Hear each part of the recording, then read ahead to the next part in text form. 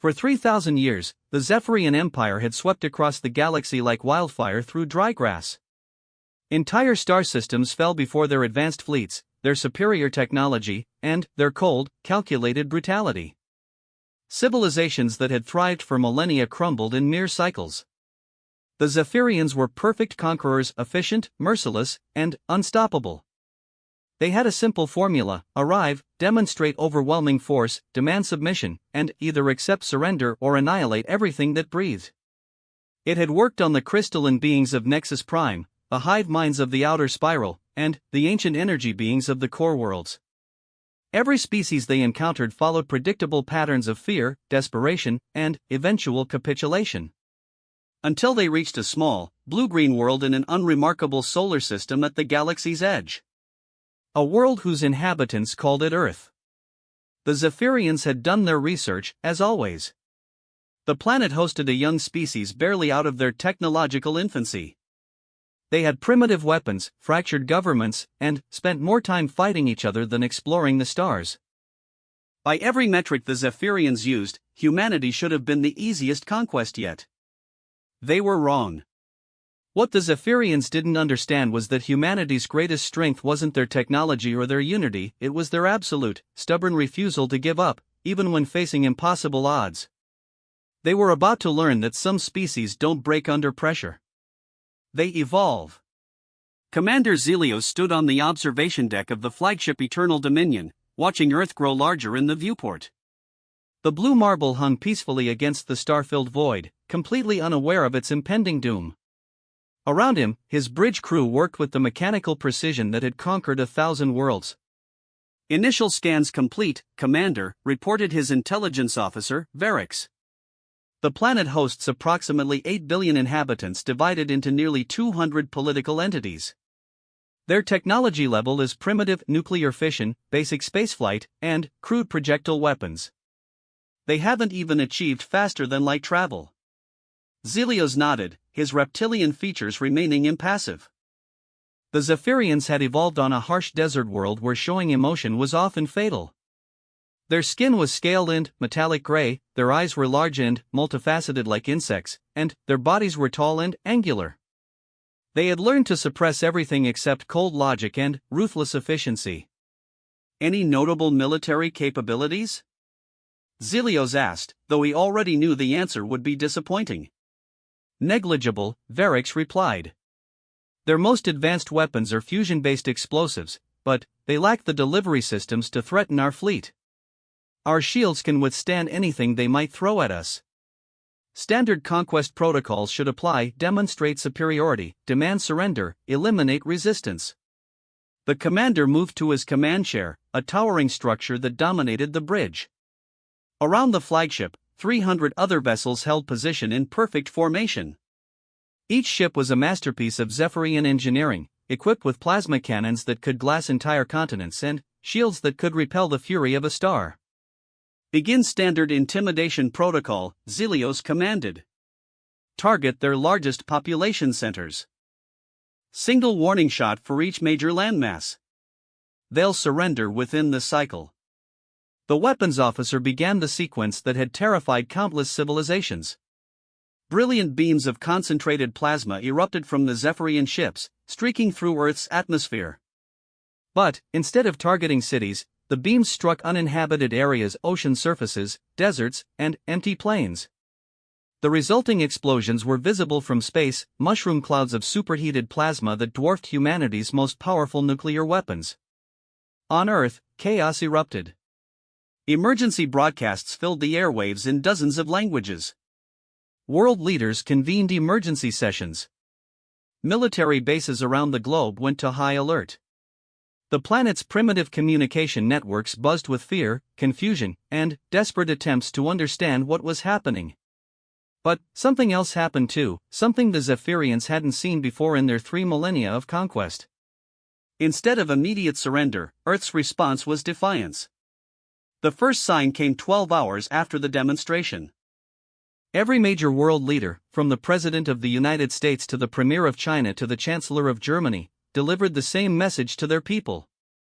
They would not surrender. They would fight. Curious, Varix observed as he monitored Earth's communications. Their leaders are displaying irrational behavior. They've seen our power. They know resistance is futile. Yet they're mobilizing their military forces. Zelios frowned. This was unusual, but not unprecedented. Some species took longer to accept reality. Broadcast our standard surrender terms. Give them another cycle to reconsider. The message was transmitted to every communication device on Earth simultaneously. It was simple and direct, translated into every human language. Your world is now under Zephyrian control. Lay down your weapons, submit to our authority, and your species will be allowed to continue existing as our subjects. Resist, and face annihilation. You have 24 Earth hours to comply. The response was not what the Zephyrians expected. Instead of panic or despair, something extraordinary happened on Earth. Old enemies set aside their differences. Nations that had been at war for decades suddenly found common ground. The United Nations General Assembly held an emergency session that lasted 18 hours straight, but, when it ended, they had achieved something unprecedented in human history: complete unanimous agreement. Earth would fight. Resources began flowing like never before. Military bases that had been mothballed were reactivated overnight. Scientists who had been working on theoretical projects found their budgets multiplied by factors of 10. Engineers who had been designing civilian technologies suddenly found themselves working on weapons of war. But it wasn't just governments responding. Ordinary humans began volunteering in numbers that crashed recruitment websites. Farmers donated food supplies. Manufacturers retooled their production lines. Children sold lemonade to raise money for the war effort. The entire species seemed to undergo a transformation, becoming something more unified and determined than they had ever been. Commander, Varix reported with growing concern, the humans are not behaving according to standard patterns.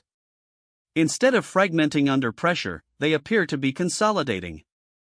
Their military preparations are accelerating beyond predicted parameters. Zelios studied the data flowing across his screens. It was troubling, but ultimately irrelevant. Their unity won't matter when they face our weapons. Begin the second phase. Target one of their major cities. A demonstration of what resistance costs. The weapons officer hesitated.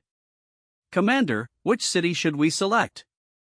The largest population center on their primary continent, Zelios replied coldly. Make it unmistakable. But, before the Zephyrians could fire, something unprecedented happened. Every nuclear power on Earth simultaneously launched their ballistic missiles, not at each other, as they had been designed to do, but straight up into space. Hundreds of nuclear warheads streaked toward the Zephyrian fleet, primitive but determined. The bridge crew watched in amazement as the missiles approached. They were laughably slow and crude by Zephyrian standards. The fleet's defensive systems could have destroyed them all without breaking a sweat.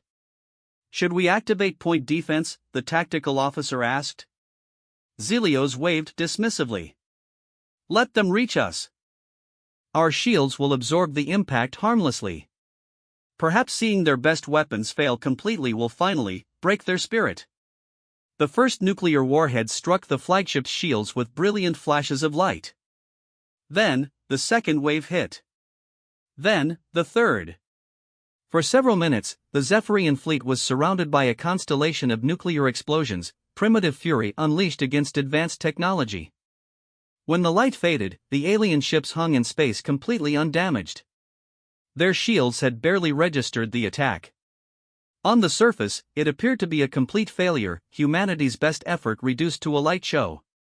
But, in the sensor stations scattered across Earth, human scientists were recording everything.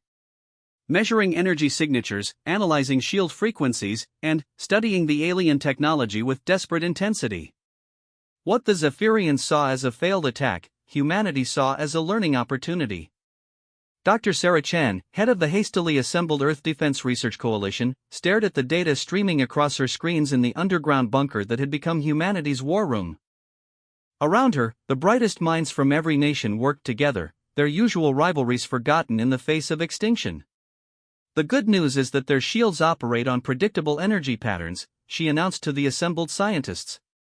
The bad news is that they're approximately 50 times more powerful than our most optimistic projections. Can we penetrate them? Asked Dr. Yuki Tanaka, formerly of the Japanese Space Agency. Not with conventional weapons, Chen admitted. But we've learned something important. Their technology follows physical laws, just like ours. It can be studied, understood, and potentially countered. How long do we have? This came from General Patricia Morrison, the newly appointed Supreme Commander of Earth's United Defense Forces. Chen looked at the data one more time before answering. Based on their previous conquest patterns, probably 72 hours before they begin systematic bombardment. After that. She didn't need to finish the sentence. Morrison nodded grimly. Then, we have 72 hours to accomplish the impossible. Above them, Commander Zelios was reaching the same conclusion, though from a different perspective.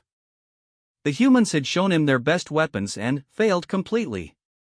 Tomorrow, he would begin the process of breaking their resistance systematically. First their military installations, then their infrastructure, then their cities.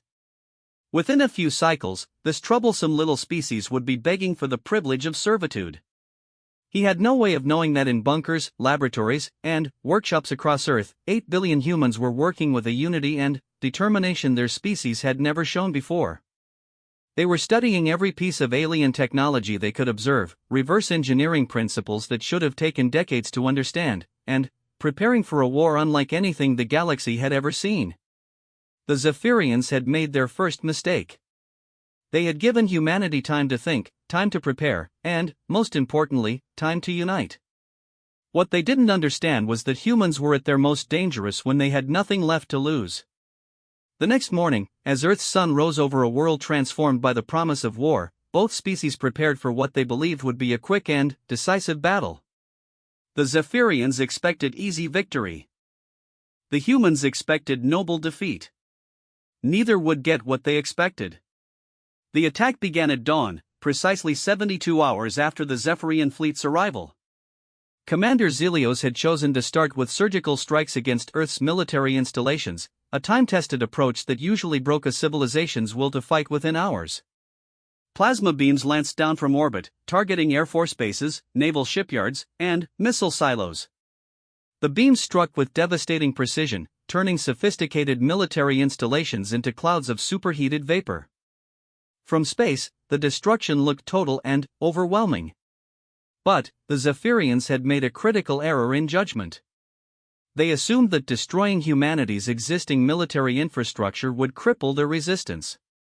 What they failed to understand was that humans had already abandoned their traditional military doctrine. In the 72 hours since the fleet's arrival, Earth's united government had implemented the most radical military transformation in history. Critical personnel and equipment had been dispersed into thousands of hidden locations. Civilians had been trained in guerrilla warfare techniques. Most importantly, human scientists had achieved breakthrough after breakthrough by studying the alien technology. The first surprise came when the Zephyrians targeted the Pentagon. Their plasma beam struck the building precisely, vaporizing the structure completely. But, instead of hitting the nerve center of Earth's military, they had destroyed an empty shell. The real command center had been moved to a converted subway station in Washington, D.C., where General Morrison coordinated Earth's defense from behind 300 feet of concrete and steel.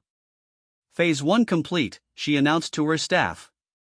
All personnel accounted for. Begin Phase 2.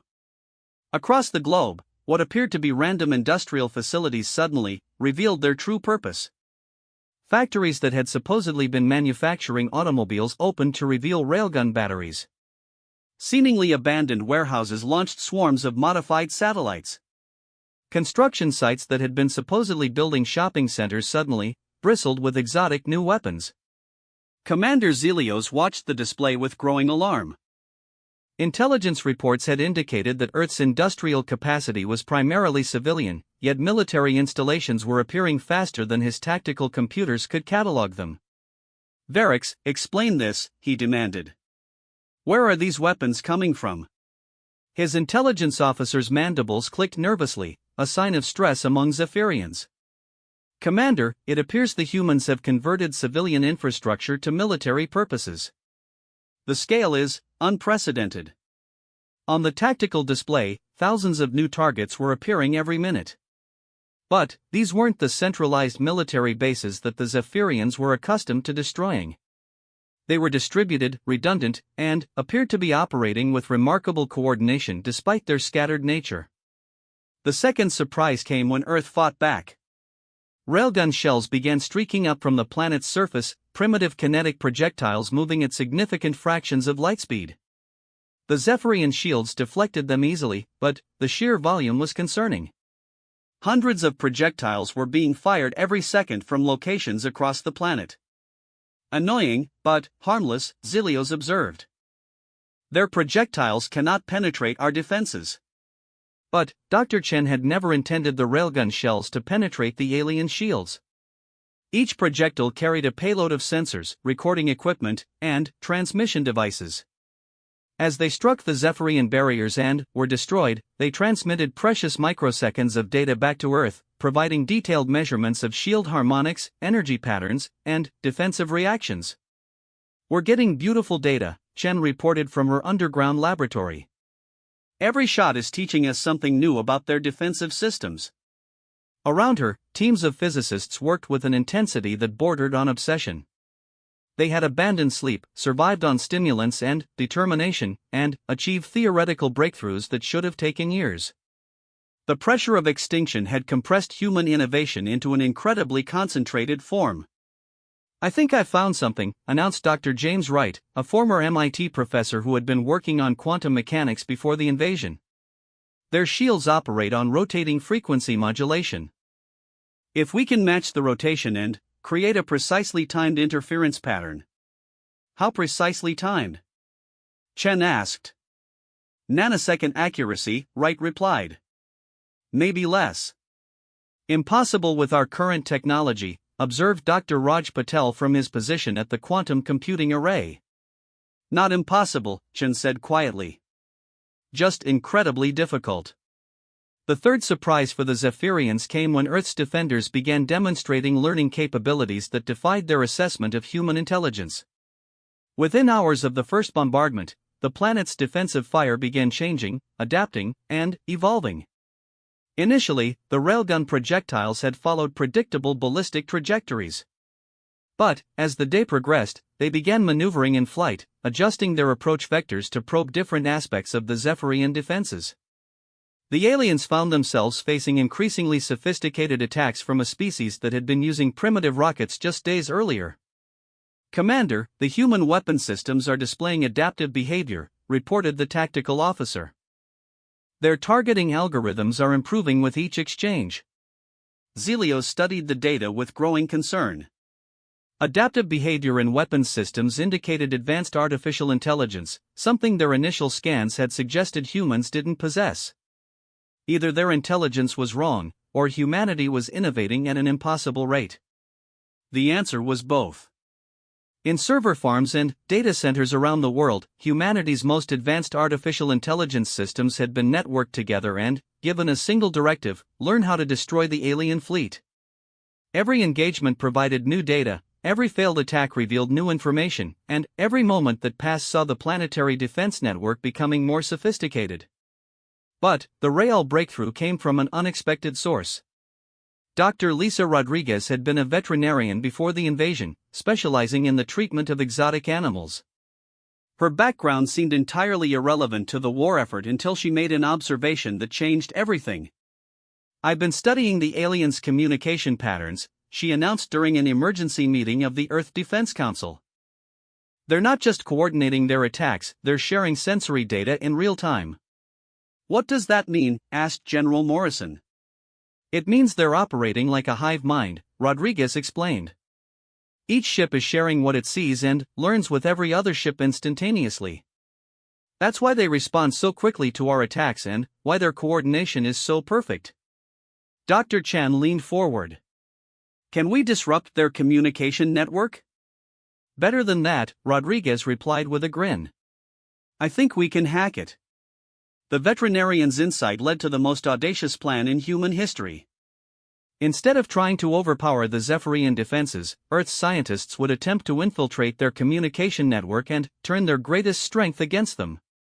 Teams of computer experts, linguists, and xenobiologists worked together to decode the alien communication protocols. They studied the electromagnetic signatures of Zephyrian transmissions, analyzed their command structures, and attempted to understand how an entire species could function as a collective intelligence. Meanwhile, the battle in space continued to escalate. The Zephyrians had moved to the second phase of their conquest plan, targeting Earth's major cities. Plasma beams struck at London, Tokyo, Moscow, and New York, turning millions of civilians into vapor in seconds. But, again, the aliens found that their attacks weren't having the expected effect. Instead of breaking humanity's will to fight, the destruction seemed to strengthen their resolve.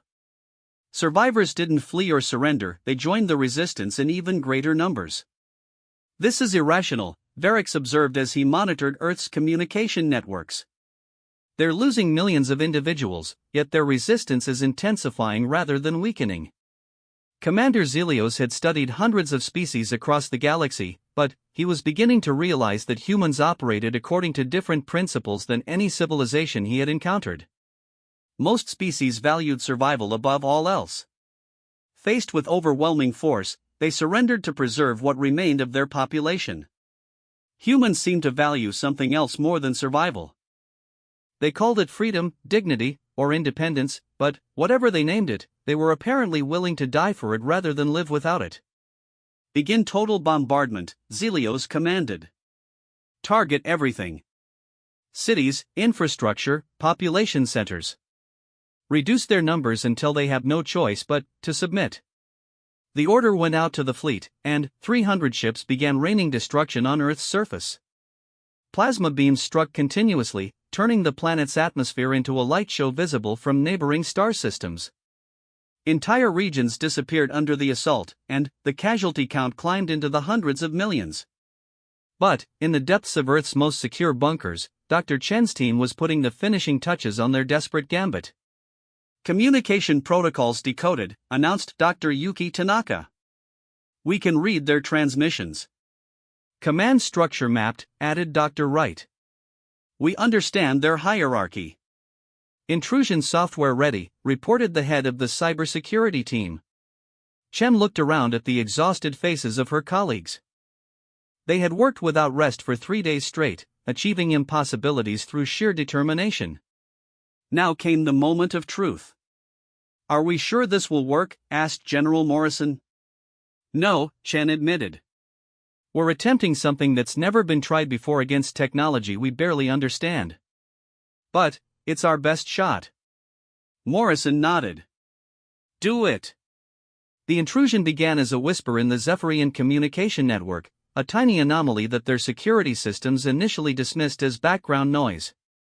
But the whisper grew stronger, spreading through their fleet-wide neural link like a virus through a computer network. Dr. Rodriguez had been right, the Zephyrians did function as a hive mind, sharing thoughts and sensations across their entire species. It was their greatest advantage, allowing perfect coordination across vast distances. It was also their greatest vulnerability.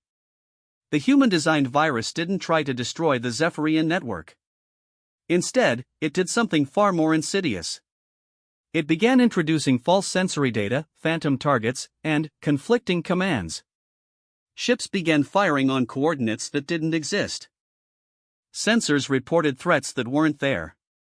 The perfect coordination that had made the Zephyrians invincible began to break down as their shared consciousness became corrupted with lies. Commander Zelios felt the intrusion like a physical pain, alien thoughts mixing with his own perceptions. Around him, his crew began showing signs of confusion and distress as their neural links fed them contradictory information. What's happening? He demanded, but his communications officer was staring at displays that showed impossible readings. On Earth's surface, the bombardment suddenly became erratic. Plasma beams missed their targets, struck empty areas, or fired at coordinates in deep space. The devastating precision that had characterized the Zephyrian attack dissolved into chaos. It's working, Chen whispered, watching the data streams from her underground bunker.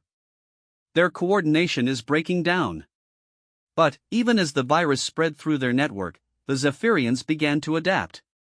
Their artificial intelligence systems detected the intrusion and began implementing countermeasures. Within hours, they would isolate the infected portions of their network and restore their coordination. Humanity had bought themselves time, but they needed to use it wisely. Phase 3, General Morrison announced. All units, begin final preparations. Across Earth, the surviving population prepared for the last desperate gamble of their species. They had one chance to turn their defensive victory into something more, one opportunity to prove that humanity deserved its place among the stars. The Zephyrians were about to discover that humans saved their most dangerous innovations for when they had absolutely nothing left to lose. The counterattack began at midnight, Earth time, with the launch of humanity's most desperate creation. Hidden in converted missile silos across the planet, dozens of spacecraft lifted off simultaneously, their primitive fusion drives pushing them toward the Zephyrian fleet with suicidal determination. Commander Zelios watched the approaching ships with contempt. They were crude vessels, barely more advanced than the rockets humans had used to explore their own solar system. His tactical computers cataloged them dismissively: minimal armor, primitive propulsion, and no weapons capable of threatening Zephyrian technology. Suicide attack, Varix observed, his recovered neural link now functioning with reduced efficiency after the human virus attack. Desperate and pointless. Destroy them, Zelios commanded. Don't let them reach the fleet. Plasma cannons erupted across the Zephyrian formation, reaching out to swat the approaching human ships like insects. The first wave was vaporized instantly, their primitive hulls offering no protection against weapons that could melt asteroids. But the human ships kept coming. For every vessel destroyed, 2 more appeared from hidden launch sites on Earth's surface. They came from converted subway tunnels, repurposed mining facilities, and camouflaged installations that the Zephyrians had never detected. The planet seemed to be launching its entire industrial capacity into space in a final act of defiance. How many ships do they have? Zelios demanded as another wave of human vessels streaked toward his fleet. Unknown, Commander, Varix replied, his mandibles clicking with stress. Our initial surveys missed the extent of their manufacturing capabilities.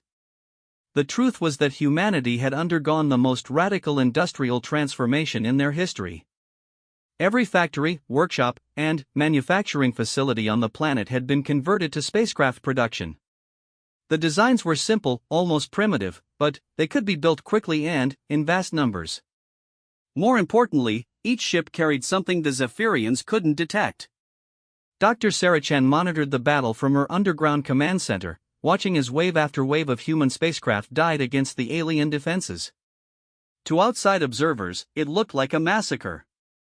To Chen, it looked like the most important delivery system in human history. Deployment successful, she announced as the first human ship reached the Zephyrian fleet and was destroyed. Package delivered. Each human spacecraft had carried a cargo that couldn't be detected by conventional sensors, a cloud of microscopic nanobots, engineered specifically to survive in the vacuum of space and designed with a single purpose. When the ships were destroyed, the nanobots were released in proximity to the alien vessels, invisible and undetectable. The nanobots had been humanity's greatest achievement during the brief war, a fusion of Earth's most advanced nanotechnology with insights gained from studying Zephyrian systems. They were programmed with one simple directive: find alien technology and learn how to replicate it. As the battle raged above Earth, billions of microscopic machines began their work. They attached themselves to Zephyrian hull plating, infiltrated their energy conduits, and began the process of reverse engineering alien technology at the molecular level. Each nanobot transmitted its discoveries back to Earth, where automated factories began producing new weapons based on alien designs. Commander Zelios was beginning to realize that something was seriously wrong with the human attack pattern. The ships kept coming in seemingly endless waves, but their behavior was becoming increasingly sophisticated. Early waves had flown in straight lines, easy targets for his guns. Later waves began maneuvering evasively, using tactics that suggested advanced artificial intelligence. Commander, his tactical officer reported with alarm, the human ships are adapting to our defensive patterns. They're learning. It was true. Each wave of human ships was more difficult to destroy than the last. They began approaching from multiple vectors simultaneously, forcing the Zephyrians to split their fire. They started using electronic countermeasures that shouldn't have existed in human technology. Most disturbing of all, they began targeting specific systems on Zephyrian ships with precision that indicated detailed knowledge of alien engineering. "This is impossible," Zelios muttered. They can't have developed this level of sophistication so quickly. But they had, thanks to the nanobots that were now swarming over every ship in the Zephyrian fleet. The microscopic machines were transmitting detailed schematics of alien technology back to Earth, where human engineers were incorporating the designs into new weapons with breathtaking speed. The first human ship equipped with Zephyrian-derived plasma cannons emerged from Earth's atmosphere 6 hours after the battle began. It looked almost identical to the crude vessels that had preceded it, but, when it fired, beams of coherent energy lanced out with power that rivaled the alien weapons. "Impossible," Varix whispered as the human ship's plasma burst struck one of their destroyers, penetrating its shields and causing significant damage. But it was only the beginning. More human ships arrived, each one equipped with increasingly sophisticated weapons. They carried plasma cannons reverse-engineered from Zephyrian designs, shields based on alien defensive systems, and propulsion units that shouldn't have been possible given Earth's technological base. Commander Zelios found himself facing something unprecedented in 3,000 years of conquest, an enemy that was becoming more dangerous during the battle rather than weaker. "How are they doing this?" he demanded. The answer came from an unexpected source. Dr. Rodriguez, monitoring alien communications from her position in the Earth Defense Center, had been tracking the growing confusion in Zephyrian transmissions. Their perfect coordination was breaking down as individual commanders began making independent decisions, something that had never happened in their hive mind culture. "I think I understand what's happening to them," she announced. "The virus we introduced to their network didn't just disrupt their communications. It infected their collective consciousness with something they've never experienced before." "What?" asked General Morrison. "Individuality," Rodriguez replied. "For the first time in their species' history, Zephyrian commanders are thinking for themselves instead of following collective directives. They don't know how to handle independent decision-making." It was true. Across the Zephyrian fleet, commanders were experiencing something their species had evolved beyond millions of years ago: personal initiative. Cut off from their collective consciousness by the ongoing effects of the human virus, they were forced to make individual tactical decisions. The result was chaos. Some ships continued following their original orders and bombarded Earth. Others attempted to withdraw to safe distances. A few tried to establish communications with the human forces. The perfect unity that had made the Zephyrians unstoppable fractured into dozens of conflicting strategies. Meanwhile, Earth's defenders pressed their advantage. Human ships equipped with captured alien technology began engaging Zephyrian vessels on equal terms. The primitive spacecraft that had been little more than flying coffins hours earlier were now sophisticated warships capable of matching alien firepower. The turning point came when Captain Maria Santos, commanding one of the first human ships equipped with alien-derived weapons, managed to destroy a Zephyrian cruiser in single combat. The victory sent shockwaves through both fleets, proving that human technology could not only match alien capabilities but potentially exceed them. "Redirect all nanobots to priority targets," Dr. Chun ordered from Earth. "Focus on their flagship." The microscopic machines swarming around the Eternal Dominion intensified their activities.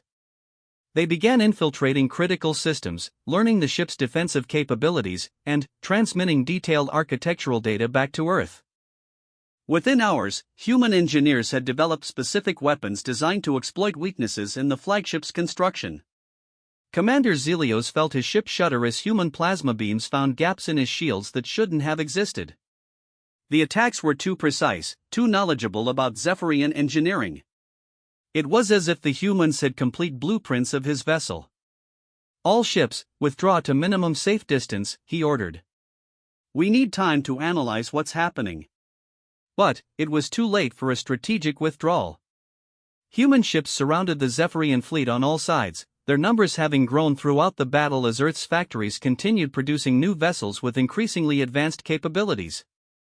What had begun as a primitive defense had evolved into a sophisticated space navy. The final phase of the battle began when Dr. Chen activated humanity's ultimate weapon, not a device or explosive, but information itself. "Broadcasting now," she announced. Every human ship began transmitting the same message simultaneously, broadcasting it on every frequency the Zephyrians used for communication. But this wasn't a surrender or a plea for mercy. It was something far more dangerous to a hive mind species. The message contained the complete story of human history, focusing on concepts that were alien to Zephyrian culture: individual achievement, personal freedom, creative expression, and the right to make independent choices. It included art, music, literature, and philosophy that celebrated individuality over collective harmony. For the Zephyrians, who had evolved beyond individual consciousness millions of years ago, exposure to these concepts was profoundly disturbing. The ideas spread through their partially corrupted communication network like a philosophical virus, causing individual crew members to begin questioning their collective existence for the first time in their species' history. "What's happening to us?" Commander Zelios whispered as alien thoughts filled his mind. He was experiencing something unprecedented: doubt about the righteousness of his mission, curiosity about human motivations, and, worst of all, admiration for their courage. Across the fleet, similar scenes played out as Zephyrian warriors found themselves confronting concepts they had never imagined. Some began to wonder if conquest was truly necessary. Others questioned whether their collective consciousness was as perfect as they had believed. A few even began to feel something resembling empathy for the species they had come to destroy.